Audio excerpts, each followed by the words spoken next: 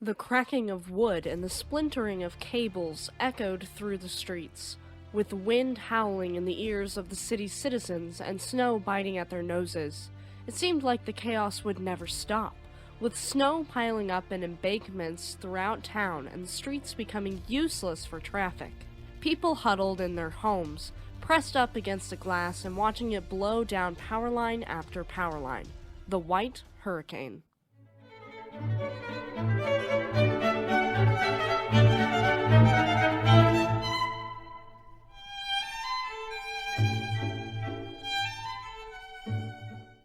Welcome to Shipwreck Sunday. My name is Eleanor. Just a quick disclaimer for our younger audience before we dive in. This story may be disturbing to some, so viewer discretion is advised. Okay everyone, let's get into it. Before we get into the meat and potatoes of this story, I'm going to give you some background information. For people like me who do not live near the Great Lakes or are younger audience members, you might not know that there are 5 Great Lakes: Superior, Michigan, Huron, Erie, and Ontario. The Great Lakes border the United States and Canada, and they are so large they behave much like oceans. There are gales, there are waves, and there are over 6,000 shipwrecks lying at the bottom of the lakes. Well, they are also prone to being affected by weather systems, just like oceans. The lakes are able to hold heat that allow them to stay relatively warm later into the year than oceans do, and this postpones cooling and first frosts in the area. During fall, 2 major weather tracks converge over the lakes, and the cold, dry air from the north moves steadily south and southeast from Alberta, Canada, and northern Canada, and this is called an Alberta Clipper or an Alberta Cyclone. While this is happening, warm, humid air from the south moves northward and northeast from the Gulf of Mexico along the lee of the central Rocky Mountains, and this is called the Colorado Low. These 2 air systems collide over the Great Lakes and form massive storm systems in the middle of the North American continent. When the cold air from these storm systems passes over the lakes, the warm waters below it warms up the air and turns the storm up a notch. The jet stream above and the warm waters below create a large cyclonic system that turns into what we call a November storm, November gale, or November witch. These storms can maintain hurricane-force wind gusts, dump significant falls of rain or snow, and create waves well over 50 feet or 15 meters high. The warm air coming up from the lakes can feed these storm systems, and they can remain over the lakes for multiple days at a time. There have been many memorable November storms that were quite large, with at least 25 killer storms affecting the area since 1847, and we will talk about one today. There are others, however, and during the Mataafa storm of 1905, 27 wooden ships were lost. During an infamous November storm in 1975, SS Edmund Fitzgerald quickly sank and took her entire crew with her. We do have an episode covering the mighty Fitz if you're interested. The waves on the Great Lakes are no joke either. Due to how large the lakes are, there are hundreds of miles of lake without obstacles for waves to develop, and it also results in higher wind speeds than inland areas. Rogue waves are known to occur on the Great Lakes, with some being reinforced by reflections from the vertical shores of some of the lakes, and one of the types of rogue waves is called the Three Sisters.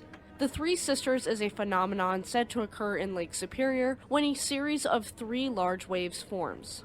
The second wave hits the ship's deck before the first wave clears, and the third wave adds to the 2 accumulated backwashes and will overload the ship deck with tons of water. Even shallower waves on the Great Lakes are bad, and this is because all waves can be steeper and closer together than on the ocean, which does not allow sufficient recovery time for ships. The Great Lakes are also smaller than oceans and have less maneuvering sea room and are closer to the shores, which makes it more difficult for ships weathering storms. We have covered a ship that disappeared and likely sank to rogue waves, and that ship was SS Waratah. November storms are very common and can be very deadly. The Great Lakes storm of 1913 is an infamous example of that, having lost and stranded multiple vessels. The storm was first noticed on Thursday, November 6, 1913, and on the western side of Lake Superior, and it was moving rapidly northward toward Lake Michigan. everyone was expecting a normal November storm and not something of the magnitude they received in actuality. So newspapers like the Detroit News forecasted, quote, moderate to brisk winds at the Great Lakes with occasional rain on Thursday or Friday night for the upper lakes and fair to unsettled conditions on the lower lakes. Well, it only took one ship to prove them wrong, and this first ship was the steamer Cornell, which was 50 miles or 80 kilometers west of Whitefish Point in Lake Superior around midnight on November 6th and 7th when she was suddenly caught in a northerly gale and was severely damaged. This gale lasted until November 10th and almost pushed Cornell ashore. Another thing we need to keep in mind is that ships built before 1948 are often built with more sulfur within the iron or steel used to build them, and this therefore would make them more brittle when they came in contact with the colder November waters of the Great Lakes. The lakes are warmer than oceans in November, but they are still freezing cold and cool off in the winter months. Let's get a brief overview before we dive into a day-by-day account of the storm. The Great Lakes Storm of 1913, also nicknamed the White Hurricane, lasted from November 6, 1913 to November 11, 1913, and it would affect the Great Lakes Basin and Ontario, Canada. Unfortunately, it is 1913, so the U.S. Weather Bureau just did not have enough data, analysis capability, communication, or understanding of atmospheric dynamics to accurately forecast or understand the storm that was coming. They also could not predict wind directions to allow ships to avoid or cope with the effects of the storm, and this would prove deadly for several vessels. By November 7th, a string of low-pressure centers in Canada consolidated into a low-pressure center southwest of Lake Superior, and this became what was called Storm Number 1. At the same time, warm air pushed into the central Great Lakes from the south, and as we know from earlier, these changes in temperature and pressure colliding is what causes huge storms like this. By November 8th, Storm Number 1 was moving east through northern Lake Huron, while strong northerly winds developed behind the storm over Lake Superior. By November 9th, a storm called Storm Number 2 formed over the Carolinas and Virginia, with the northern part of this storm sweeping warm, humid Atlantic Ocean air over colder air in the Ohio area, causing heavy snowfall. This storm was extremely powerful, and the northwest part of it began creating strong winds from the north along Lake Huron, building enormous waves. By November 10th, 24 hours of building up these large waves had made them simply massive and unbearable. And on top of this, the ships out in it were also subjected to high winds as the center of the storm crossed north-northwest over Lake Erie near Toronto, Canada. Winds were strong, exceeding hurricane force, over 4 of the Great Lakes for long stretches of time, with wave heights being observed well over 35 feet or 11 meters. It is important to note that wave heights during the storm were estimated by direct observation rather than measurement, so this isn't an exact figure. These estimates were pretty close to modern-day estimation, which put the wave height at 38 feet or 12 meters.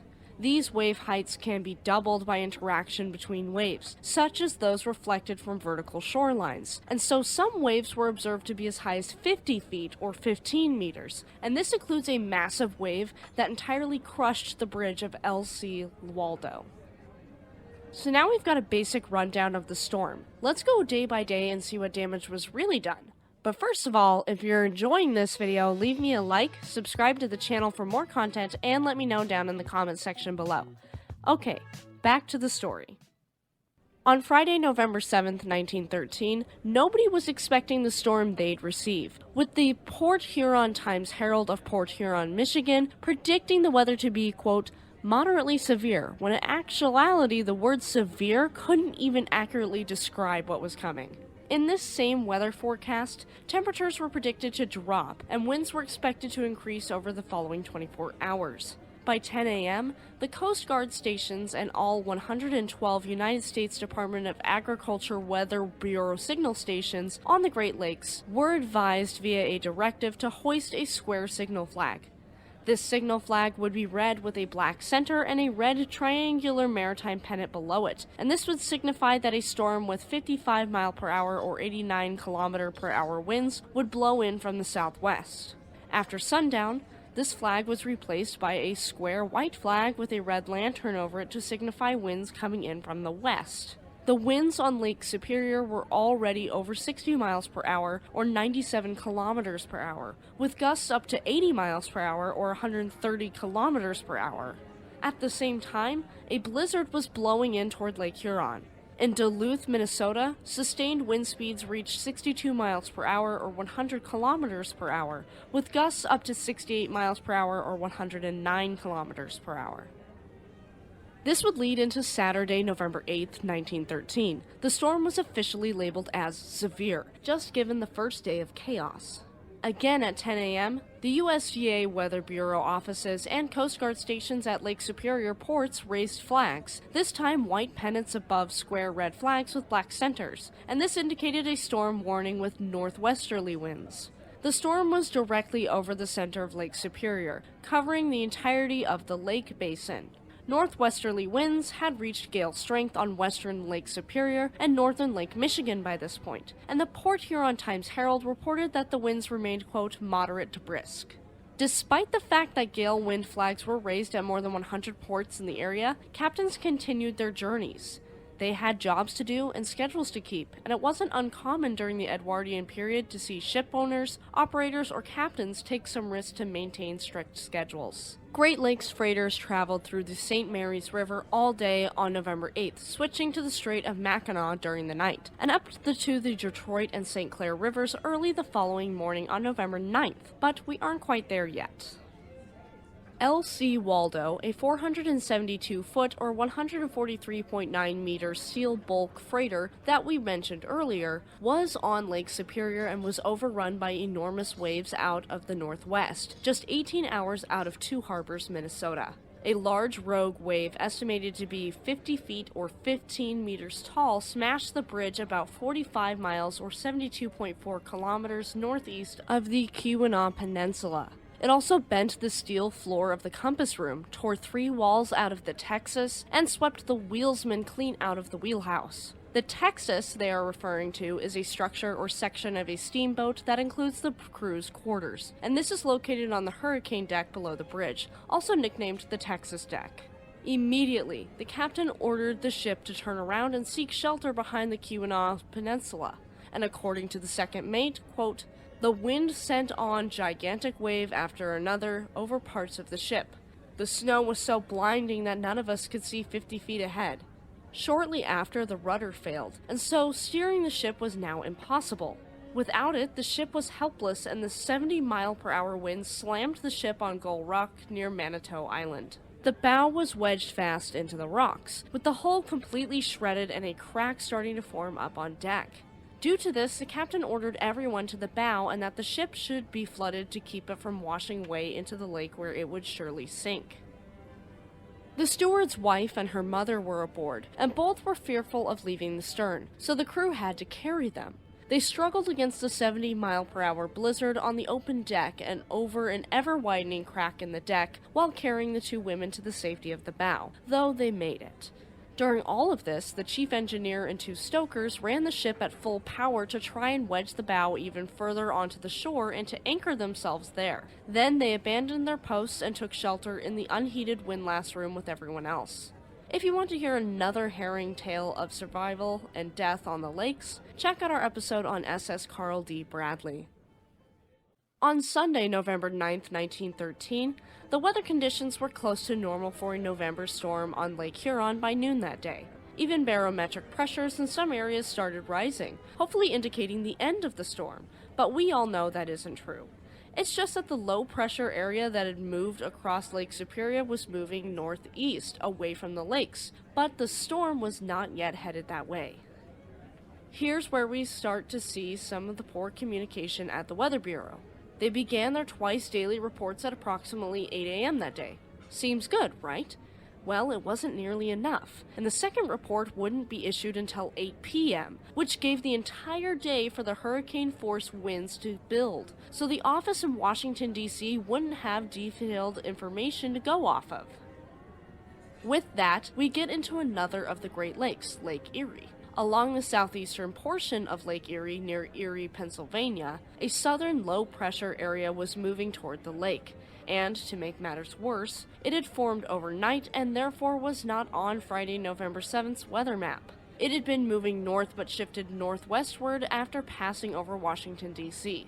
This low-pressure system had such an intense counterclockwise rotation that was quickly made apparent by the changing wind directions around its center, and in Buffalo, New York, morning northwest winds shifted to northeast by noon and to southeast by 5 p.m. Gusts up to 80 miles per hour or 130 kilometers per hour started happening between 1 and 2 p.m. in Buffalo. In Cleveland, Ohio, roughly 180 miles or 290 kilometers to the southwest, the winds remained northwest during the day but shifted at 5 p.m. to the west. They maintained speeds upwards of 50 miles per hour or 80 kilometers per hour, with the fastest gusts reaching 79 miles per hour or 127 kilometers per hour, and this was recorded at 4:40 p.m.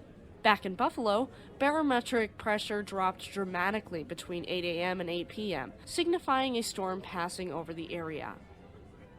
This rotating low-pressure system moved northward into the evening, its counterclockwise winds mixing in with the northwesterly winds already hitting Lakes Huron and Superior. This would dramatically increase the northerly wind speeds and the amount of swirling snow. Ships on Lake Huron south of Alpena, Michigan, experienced huge waves moving southward toward the St. Clair River. This was especially prevalent near Sarnia and Goderich, Ontario, Canada, and Port Huron and Harbor Beach, Michigan. Some of these ships sought refuge hugging the Michigan shoreline or between Point Edward and Goderich.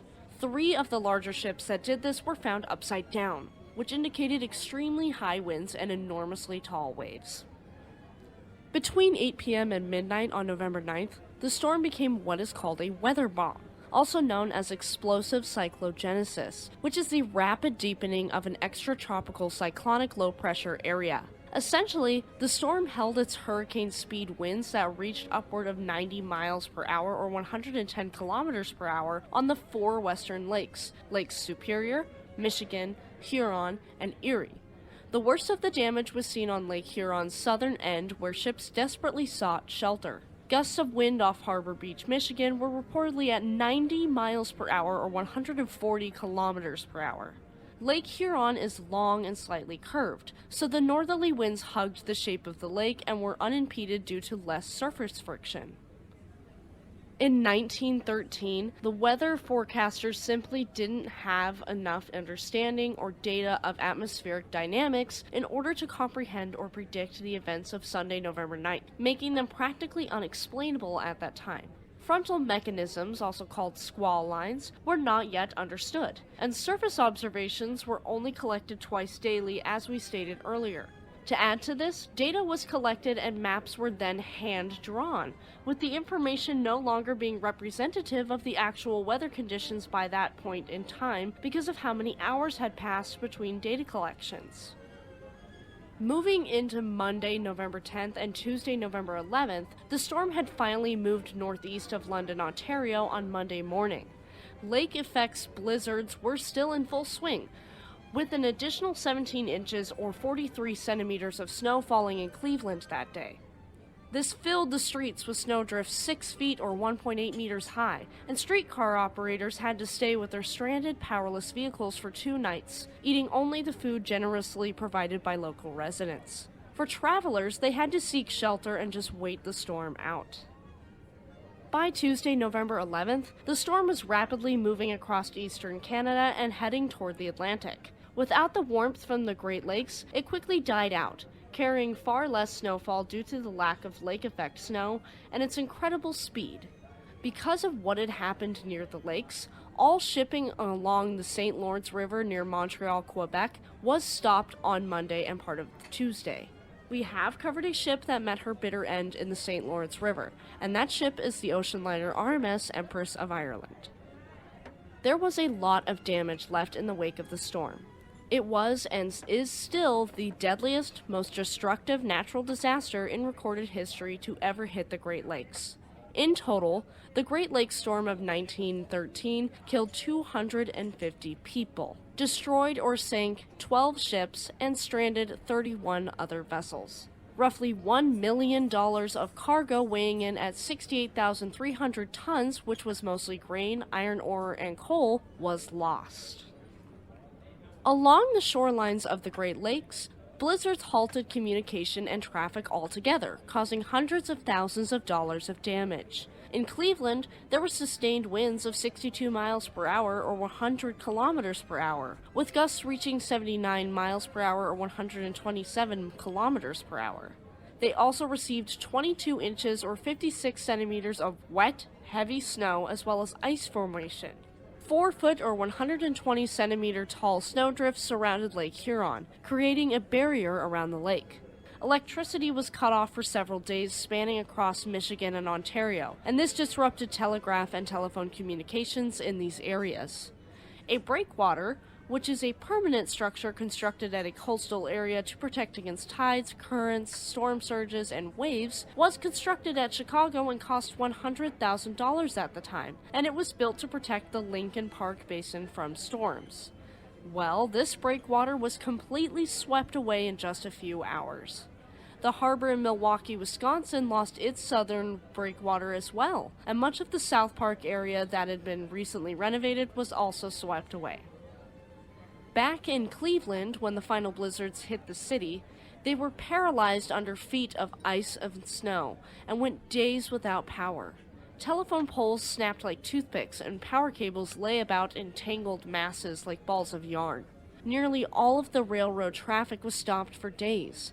Because of the severity of the storm, there was unfortunately a small death toll in Cleveland. Sources describe some deaths from accidents, 1 death and 1 near death from downed power lines, and 1 freezing death. After the blizzard, the city of Cleveland began a campaign to move all utility cables underground in tubes beneath major streets, which is the way most utility cables are nowadays. This project would take 5 years to complete. As for the aftermath on the lakes themselves, there's a lot of shipwrecks and ship strandings we need to cover. Major shipwrecks happened on all of the lakes except Lake Ontario, and most of the shipwrecks happened on Lake Huron in the southern and southwestern portions. Captains who survived the storm on Lake Huron were quoted as seeing waves that were minimum 35 feet or 11 meters tall. Normally, gales didn't create waves that occurred in such rapid succession or that were this short in length, and this was dangerous for the vessels out on the lake. The rocky shores of the Great Lakes reflect waves rather than absorbing them, and reflected waves can combine with the incoming waves to create a huge rogue wave up to 50 feet or 15 meters. This is what ships were facing, and especially with steel and iron content of these vessels containing higher levels of sulfur and therefore being more fragile, it put these ships in critical danger. An unknown vessel was sighted bobbing upside down in the waves, in roughly 60 feet or 18 meters of water on the eastern coast of Michigan near the mouth of the St. Clair River and within sight of Huronia Beach in the later part of the afternoon on Saturday, November 10, 1913. The public was flabbergasted, and it immediately became a national interest to identify the mystery ship floating in the waves. Daily front-page newspaper articles highlighted this vessel, up until it sank. The ship was identified on November 15th as SS Charles S. Price. An assistant engineer who decided at the last moment not to join his crew due to a bad feeling in the pit of his stomach, Milton Smith, helped in identifying the bodies from the wreckage. Among the debris stirred up by the storm was the wreckage of the fish tug Searchlight, which had been lost 6 years earlier in April of 1907. Financially, the storm was devastating as well, with a total loss of approximately $4,780,000, which in 2023 equates to $148,552,261. This would include $2,332,000 for completely lost ships, $830,900 for vessels that were deemed constructive total losses, $1 million in lost cargoes, and $620,000 for ships stranded but that did eventually return to service. This figure does exclude losses in coastal cities, unfortunately.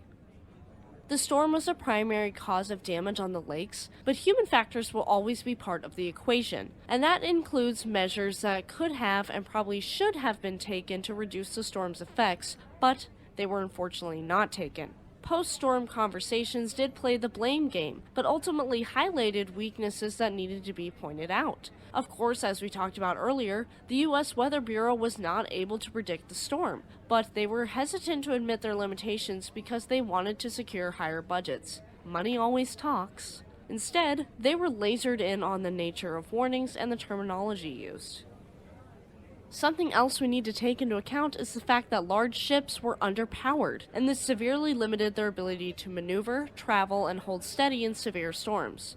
Even with both anchors dropped and steaming full power into the wind, several ships were still carried backward and lost control. For example, take SS Charles S. Price we mentioned earlier.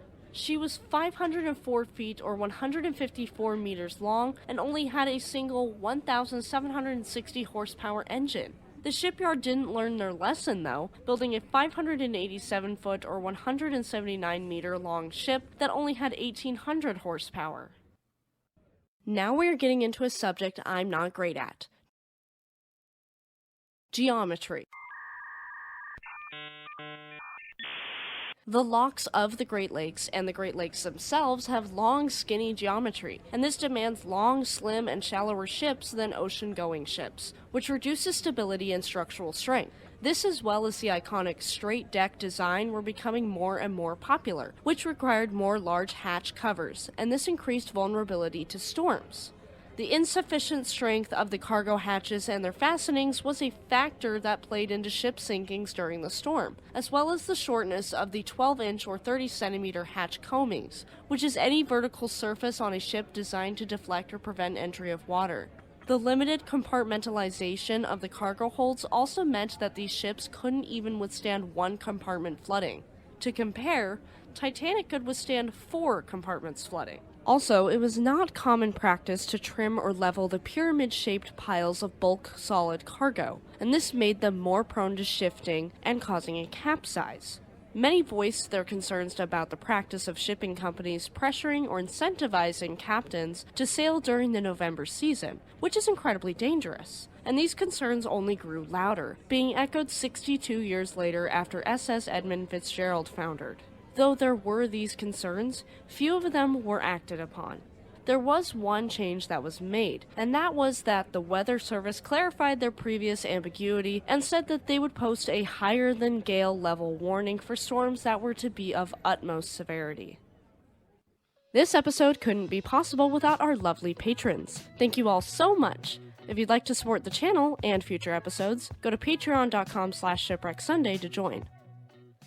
Okay, let's get into the shipwrecks. I'm going to list the 12 ships completely lost on each of the 4 Great Lakes where ships foundered during the Great Lakes Storm of 1913, as well as their death tolls and the cost of damages, including the cargo and ship itself. And we will start with Lake Superior.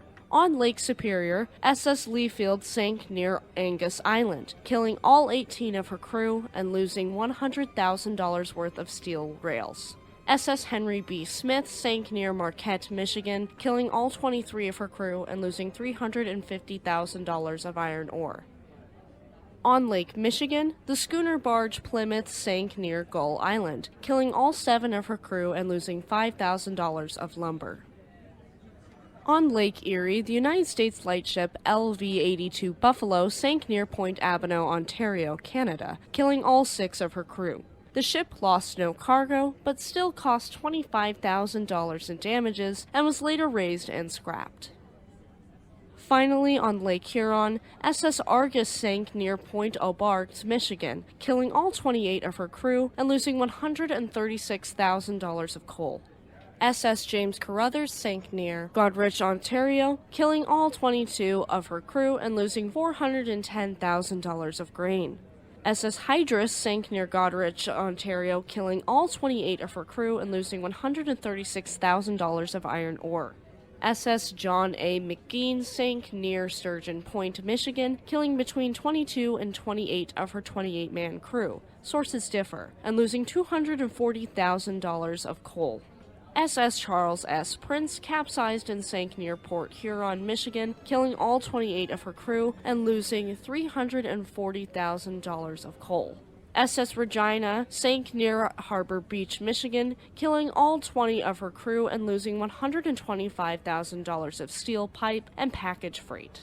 SS Isaac M. Scott sank near Sturgeon Point, Michigan, killing all 28 of her crew and losing $340,000 of coal. And finally, SS Wexford sank 8.6 miles north-northeast of Grand Bend, Ontario, Canada, killing between 17 to 24 crew members. Either way, it is her entire crew, but sources differ on how many crew were aboard.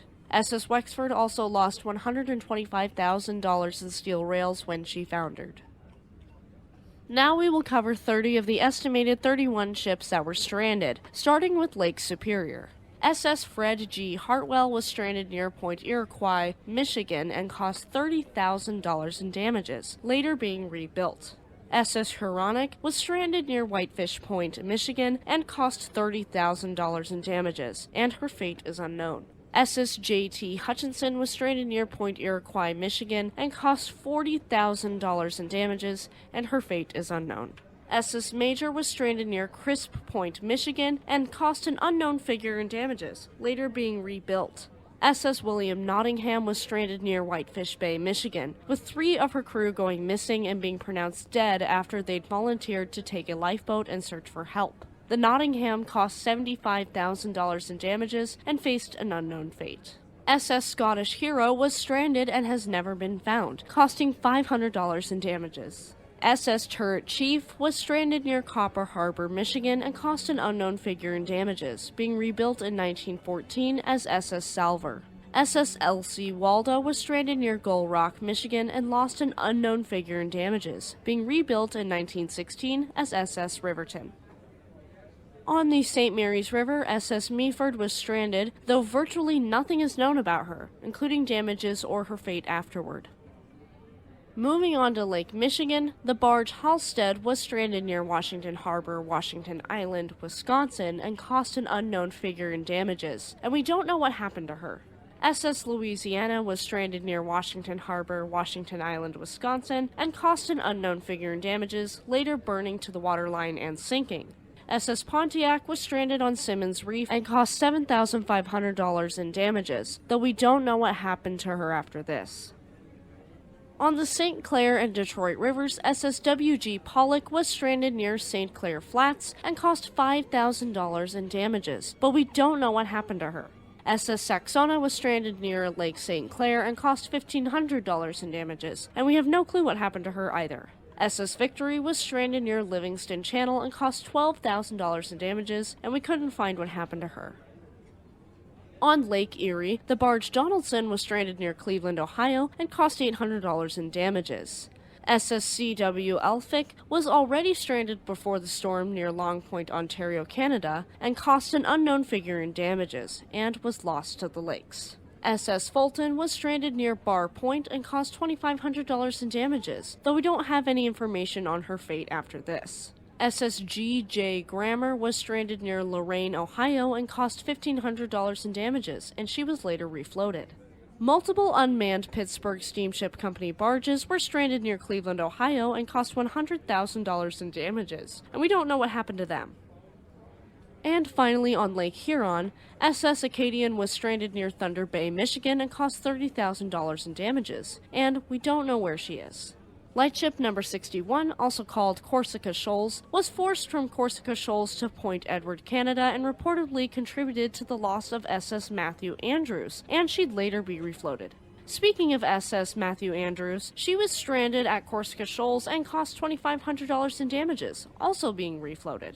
SS Howard M. Hanna Jr. was stranded near Port Austin, Michigan, and cost an unknown figure in damages, later being rebuilt in 1916. SS Henry A. Hawgood was stranded near Weiss Beach and cost $7,000 in damages, later being refloated. SS J. M. Jenks was stranded near Georgian Bay and cost $25,000 in damages, though her fate is unknown. SS Matoa was stranded near Point of Barks, Michigan, and cost $117,000 in damages. SS D.O. Mills was stranded near Harbor Beach, Michigan, and cost $45,000 in damages, and was later refloated. SS Northern Queen was stranded at Kettle Point 44, Ontario, Canada, and cost $25,000 in damages, and we don't know what happened to her. And last but not least, SS A.E. Stewart was lost near Thunder Bay, Michigan, and cost $30,000, and was later refloated. Some of the ships lost were the newest and largest ships on the Great Lakes, meeting terrible fates. Most of the bodies of those who died in these shipwrecks were recovered on the Canadian shores of northern Lake Huron, drifting hundreds of miles away from their sinking locations. I estimate between 250 and 263 victims of the shipwrecks of this storm, and this includes the 3 men lost on SS William Nottingham. This storm was absolutely enormous, and it is still one of the largest storms in history. There is another famous November storm on the lakes called the Big Blow, and if you'd like me to cover that one, let me know. The takeaway from the story is pretty simple. Accurate weather predictions can mean life and death, and no rigorous schedule is worth risking the lives of a ship's captain and crew. To all of the victims of the Great Lakes storm of 1913, rest in peace, and I hope they've found solace.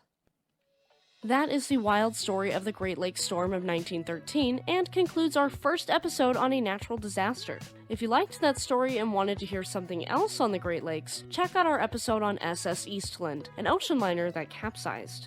Thank you for tuning in to Shipwreck Sunday. Stay tuned next week for the story of SS Edward Y. Townsend, the sister ship of the ill-fated SS Daniel J. Morrell that met a mysterious end in the Atlantic. Have a great week, and we'll see you next time.